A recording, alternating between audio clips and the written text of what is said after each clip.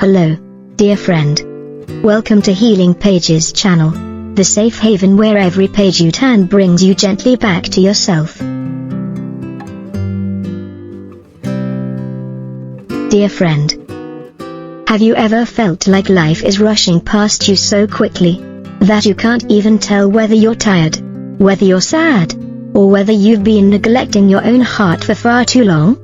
We wake up each day with a long list of tasks to complete, diving straight into a whirlwind of school, work, deadlines, all while trying to meet expectations, keep up with others, and not fall behind. We end up living a life that's constantly running forward, but rarely for ourselves. And on days like that, have you ever silently wished, if only you could pause, just for a moment to breathe, to feel, to simply be, in the midst of a world that never stops moving? If you've ever felt that way, then perhaps The Things You Can See Only When You Slow Down by Haemin Sunim is exactly what your soul needs right now. This book is like a gentle hug for the hearts that feel lost. A soft stillness for those who are weary from putting on a brave face every day. And a quiet reminder that you don't always have to be fast, strong, or perfect in the eyes of others. Sometimes, all you truly need is to slow down and listen to yourself, and that alone is enough. The Things You Can See Only When You Slow Down is not an academic volume packed with complex theories on psychology or behavior. Rather, it's a collection of heartfelt reflections drawn from a soul who has seen and felt much. Haemin Sunim, a Korean Buddhist monk, who is beloved by young readers in Korea as a kind of spiritual guide. First published in 2012, the book quickly became a sensation, not only for its profound insights, but because it spoke so honestly and tenderly to the anxieties of our modern lives. It resonated with those carrying the heavy weight of expectations, those living in a world that constantly tells them to be quicker, better, more successful. Divided into 8 chapters, each part of the book explores themes deeply rooted in everyday life, from rest, relationships, and the future, to love, spirituality, enthusiasm, and faith. You don't have to read it cover to cover. On a hard day, you can simply turn to any chapter that calls to you. And wherever you land, you'll likely find something that gently quiets your mind and softens your heart. This is not a book that tells you what to do to be successful. It doesn't urge you to change yourself overnight. Instead, it sits beside you, like a dear friend, and softly says, "It's okay. Slow down. Let's take a breath first. Then move on."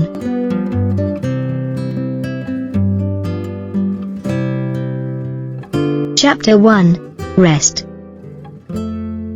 Dear friend, if you're feeling tired, not the kind of tired that comes from a lack of sleep or a busy workday, but a quiet, lingering fatigue that sits heavy in your chest and follows you even when you're doing nothing, then maybe what you truly need is rest. Not just for the body, but a real kind of rest, for the mind and the heart. We grow up being told that we must keep moving, keep working, keep proving ourselves, that only in constant busyness do we earn our worth, and only in forward motion do we live a meaningful life.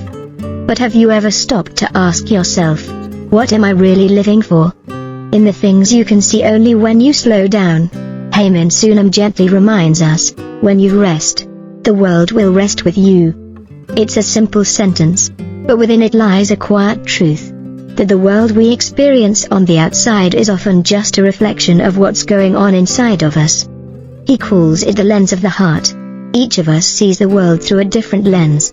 Some see a place full of beauty and color, while others see only pressure and chaos. But the difference isn't in the world itself, it's in how our minds choose to see it.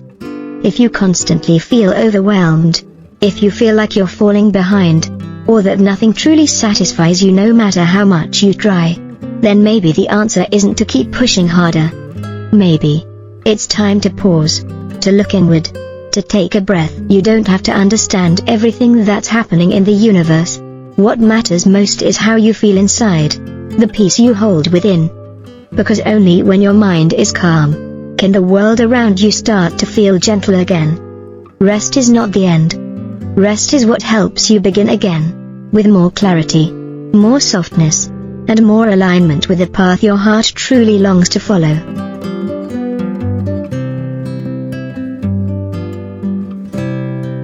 Chapter 2: Relationships.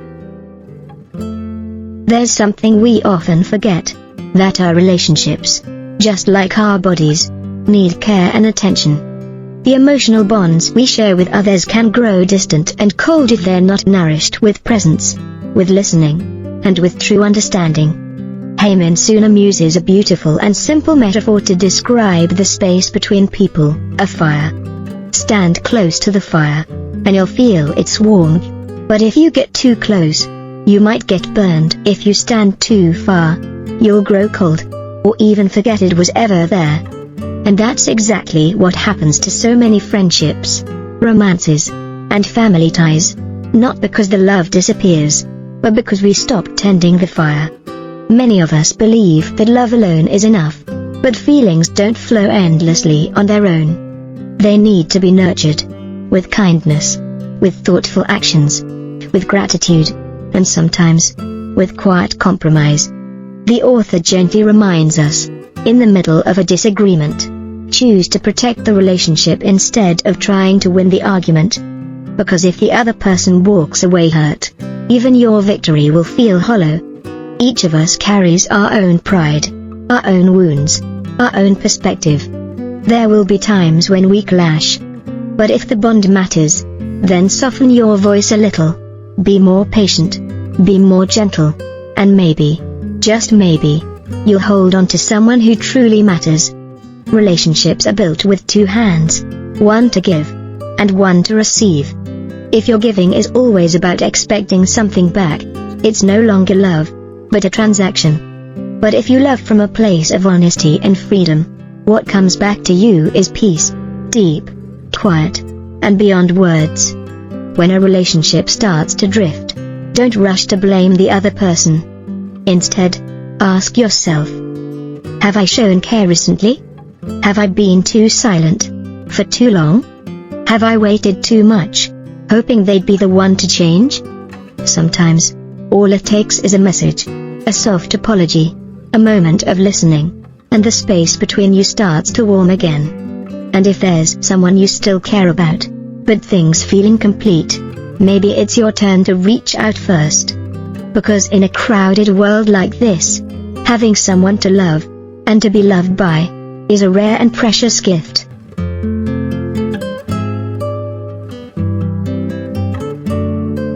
Chapter 3: The Future. Dear friend, how many times have you felt lost at life's crossroads? When someone asked about your plans for the future, and you didn't know how to answer in a way that felt whole and true? How many times have you felt pressured by comparison, by well-meaning advice laced with judgment, by the endless voices saying, "This is how it should be," echoing from both family and society? We live in a time where everyone seems to be racing forward. But the sad truth is, many don't even know where they're going.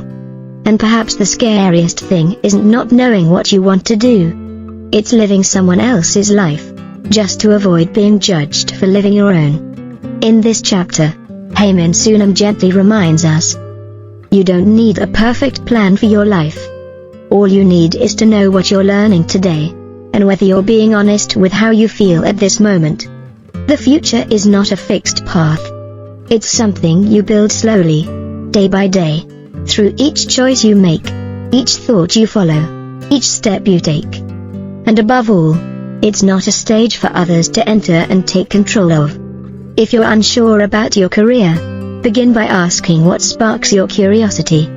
If you're anxious about grades or rankings, remember this: numbers may measure temporary knowledge, but they can never define your kindness, your resilience, or the strength of your character. You don't have to be a flawless copy of anyone else. Be yourself. Even if you're different, you are still one of a kind, and that alone is something to be proud of. The author also reminds us not to use other people's happiness as a ruler for our own. Because the more you chase someone else's standard, the further you drift from what truly brings you joy. So if you can, be brave, just once. and follow the path your heart is quietly pointing to. Even if it's slower, even if it winds and climbs, it's still the most meaningful journey you'll ever take. Because it's yours.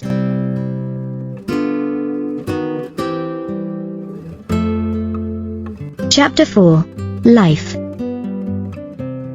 Have you ever been so afraid of how others see you, that you stopped living honestly with yourself?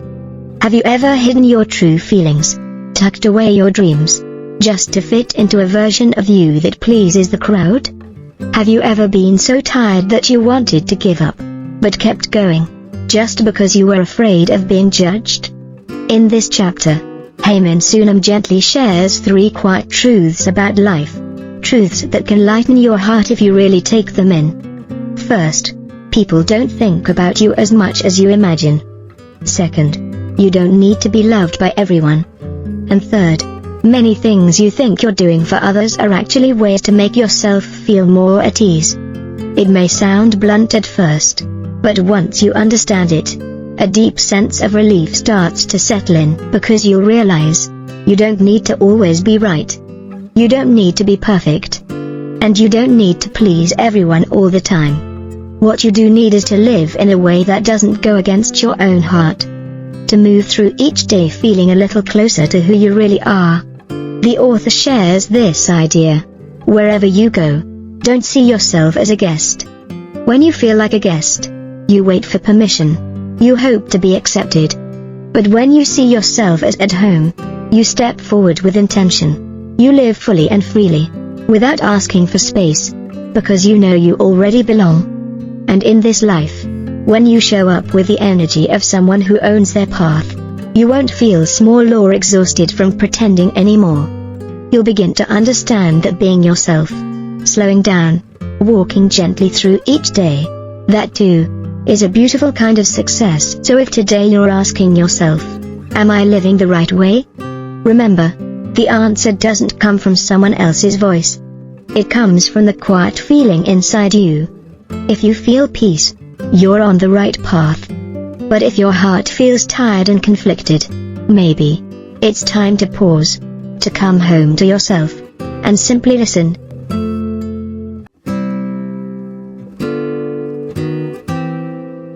Chapter 5. Love.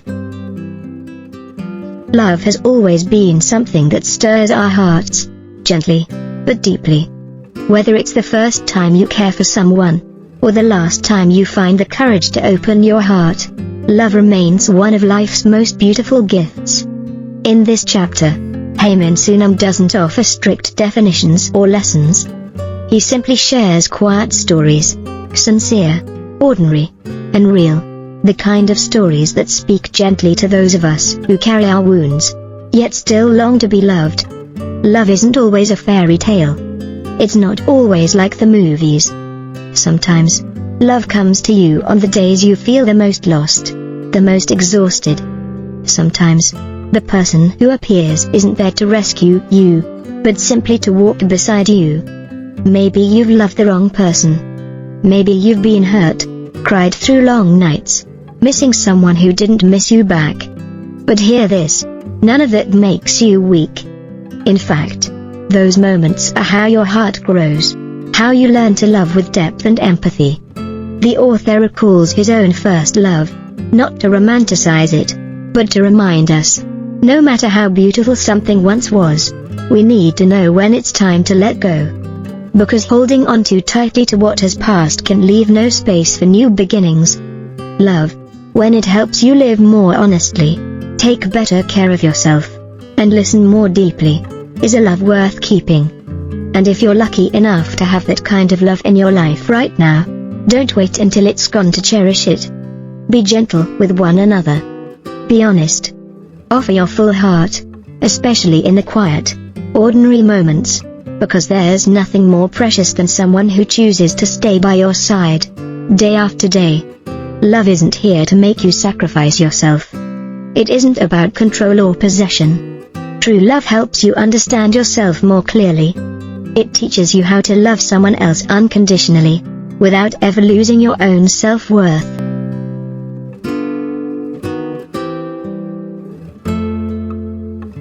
Chapter 6. Inner Practice. If one day, you feel so tired that you no longer want to talk to anyone, if you feel like you can't keep pretending everything is okay, just to make others comfortable, please remember, there is nothing wrong with you. That may simply be your mind's way of asking for rest. A gentle signal that it needs silence, space, and a little time to heal. This chapter isn't about strict religious discipline. It's about something quieter, something personal, the journey inward.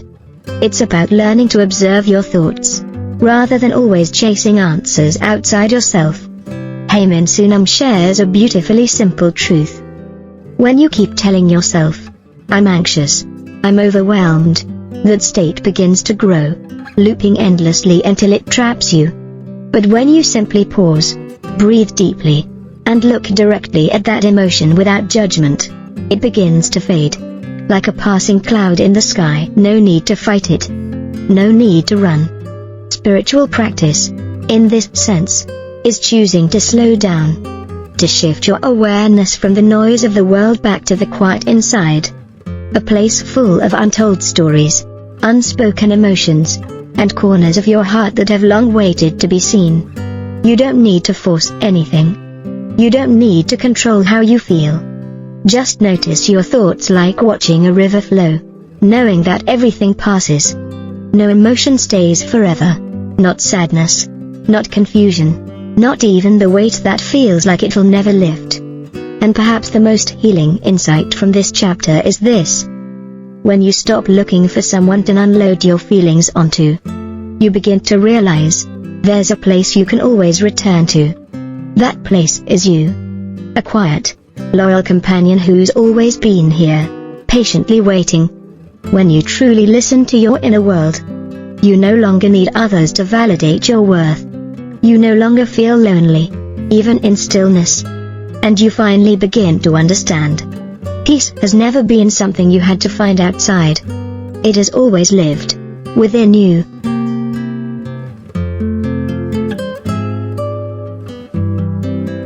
Chapter 7. Passion. There are times in life when we've poured every ounce of energy, heart, and soul into what we love. We've believed, with all our might, that as long as we try hard enough, stay passionate enough, everything will eventually work out. But sometimes, that passion, once our greatest fuel, turns into a double-edged sword. It begins to wear us down. And unintentionally, it can also exhaust the people around us. In this chapter, Haemin Sunim doesn't dismiss the value of passion. He simply reminds us that passion, to be truly meaningful, must be balanced with wisdom, with sensitivity, with self-awareness. Because if we keep pushing forward without pausing to listen, not only to others, but to ourselves, we may end up further from the outcome we hoped for. You might be giving your best effort.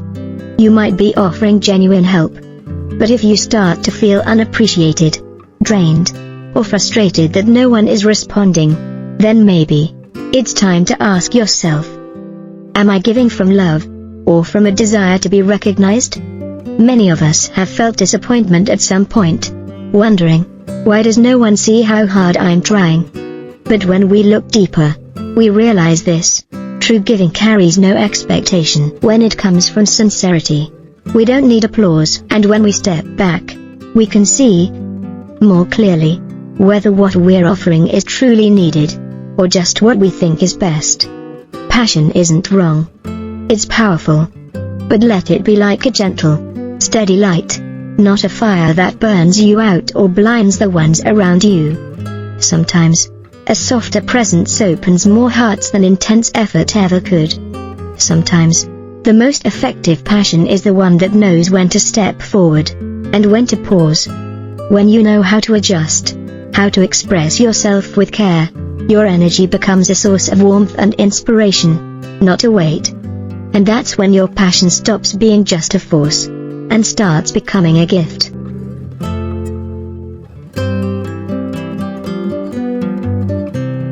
Chapter 8. Faith. For many people, religion is a sensitive subject, something deeply personal, rooted in belief, kept close to the heart, yet rarely spoken out loud. But in this final chapter, Haemin Sunim offers us a perspective that feels gentle, open, and deeply comforting. One that invites understanding, no matter what faith we follow, or even if we follow none at all. He doesn't speak in theological terms, nor does he recite doctrine. Instead, he quietly reminds us of something beautifully simple.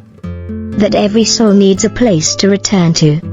A steady center within. A space we can come back to, even when the world is loud and heavy. Where we can close our eyes, breathe deeply, and feel safe. In truth, religion was never meant to divide us. It is ignorance and stubbornness that build walls. But when we open our hearts, when we seek to understand and respect another person's faith, we begin to see love, compassion, and beauty exist everywhere. You don't need to believe in formal practice. But if you believe in kindness, in gratitude, in the quiet power of compassion, then you already hold a kind of sacred faith. And if each day, you could take a few moments to pray not only for yourself, but for the ones you love, and even for the world, then what you whisper from your sincere heart will, in time, blossom gently back into your life. Because prayer is not a request for miracles. It is the act of softening your heart, of quieting your mind, and remembering this. No matter how chaotic the world may seem, you can always begin again, from the peace within you.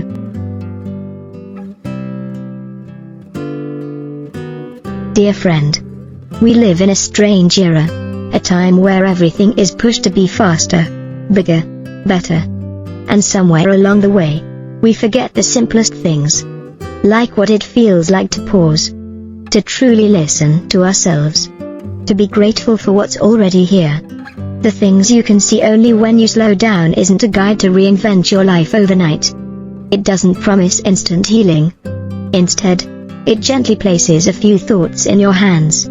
Quiet reflections. Gentle truths, like a kind friend who sits beside you at just the right moment and says, "It's okay. Let's pause here together for a little while." And I truly believe, if you open to any page of this book on a heavy day, you'll find a comforting thought.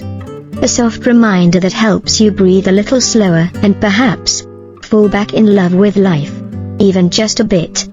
So if you're feeling overwhelmed by everything, if your mind has been running without knowing where it's going, if you're longing for a place to come back to, you don't need to look far.